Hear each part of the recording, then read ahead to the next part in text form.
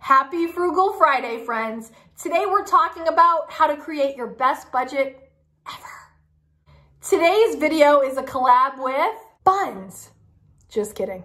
The one, the only Debbie from How Debbie Saves.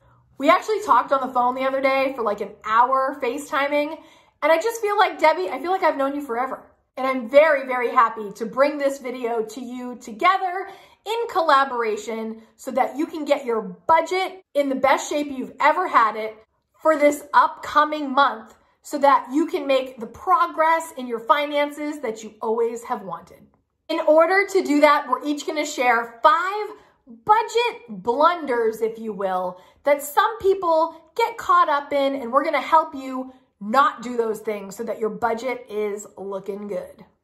If you like talking about budgeting, saving money, frugal living, minimalism, please hit subscribe so you don't miss a thing on my channel. Hit the thumbs up if you like that kind of content, and hit the bell so you're notified each time I upload. And when you are done watching this video, I'm going to leave a link down in the description so you can go check out Debbie's video right after this. Please subscribe to her, leave a comment, tell her I sent ya. Budget blunder number 1 is underestimating your regular expenses. I've asked people before, how much do you pay for cable? And they're like, I don't know, 50 bucks. And then a week later, they came back and said to me, you know how I thought it was $50? I'm actually paying $175 a month. That is a huge difference. Knowing how much your important regular expenses are is crucial in getting your budget on point. Some of my regular expenses that I am always paying for is mortgage, groceries, childcare, cell phone, internet, gas for my car, power to keep the lights on, and oil to heat my home. While the oil, gas, and power may fluctuate a little bit, I always know roughly what it's gonna be, and I always round up, I estimate higher so that I'm covered. The set ones, hopefully you do know. What is your mortgage? What is your car payment? What is your car insurance or health insurance? Those things should be regular, and you should know what that number is. And if you don't know, look it up and make sure you have that right figure so that you can budget effectively. Number 2 budget blunder is not recording your spending. It is one thing to set a budget. It is another to not record what you actually spent. If you don't input what you actually spent, how do you know if you stuck to your budget? Now, I know some of us do the envelope method. Some of us are debit card only. Some of us incorporate credit cards. Me personally, I am debit card dominant, if you will. That way I can see every single thing I spent, and it's like using cash where I'm only using the money that I already have in my checking account. That is my preferred way. If you do envelopes, stick with envelopes. If you do credit cards and you pay it off every month, that is another way that at least it's still digitally recorded what you're spending on. I find that easier. I did a video a while back on why I don't do the cash envelope method. If you just type in Kaden envelope system, you will find that of why I don't participate in budgeting that way. For me, I like having a record of every single thing I purchase, and it's just easier for me to reference when I need to look at it. That's what works for me, but do what works for you. But do not forget to record what you spend so that you know what you actually spent. And it wasn't just a pipe dream like, oh, I was gonna spend $300 on groceries, but you really spent $7. Got to record it. Stay accountable with what you plan to do. Make sure you execute the plan. Number 3 is something that's really worked for me, is to have fewer budget categories. Declutter your finances. You know I love to declutter, right? Declutter your budget. Have fewer categories. If you want to know exactly how I budget and how I was able to save up $30,000, I will leave a link right up here for you to click on so you can check that out so you know exactly how I set it up. But sometimes if you have too many budget categories, It just gets confusing. Anyone that's watched me, you know I have 4. Please check out that video and see if that's something that you could implement to be more effective in your budget, less cluttered, less confusing, more simplified, and super effective. The number 4 budget blunder I want to talk about is not adjusting as life happens.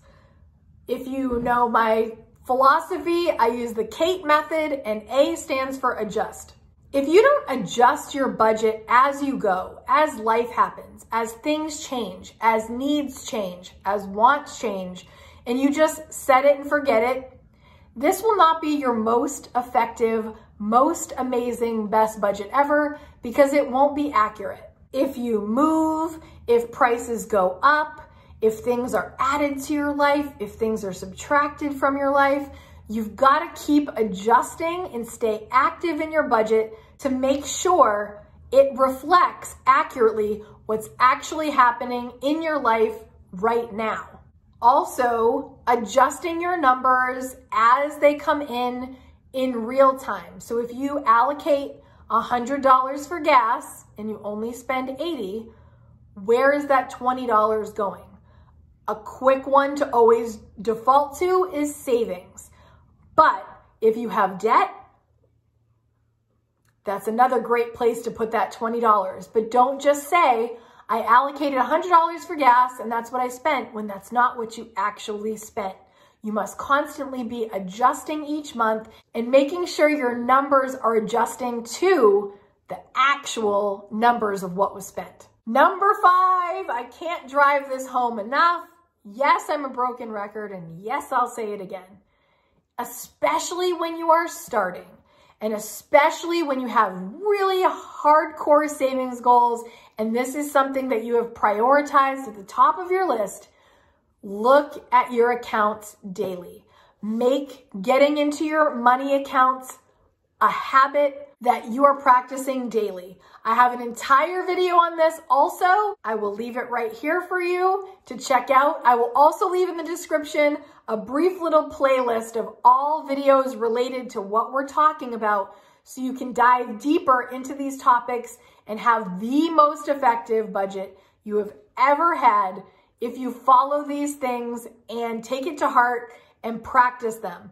We want you to have the best budget that you've ever had, that you get the most out of. I really hope that these tips are going to be so helpful for you in creating your best budget ever. Don't forget about the budget. Again, like I said, don't set it and forget it. You will see the entire process for me in that video that I'm going to leave for you.